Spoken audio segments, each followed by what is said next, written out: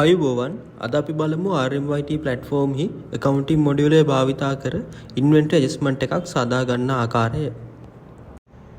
sidebar හි inventory menu එකෙහි inventory adjustments tab එකට යන්න. ඉන්පසු create new page එකට යන්න. පළමුව date එක ඇතුළත් කරන්න. ඉන්පසු reason එක ඇතුළත් කරන්න. ඉන්පසු item select කරන්න, adjustment type එක select කරන්න, cost price එක change කරන්න, change quantity ඇතුළත් කරන්න.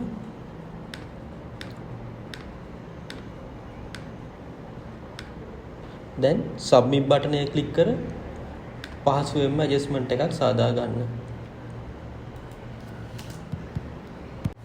මේ ආකාරයට පහසුවෙන්ම inventory adjustment එකක් සාදා ගැනීමට පුළුවන්.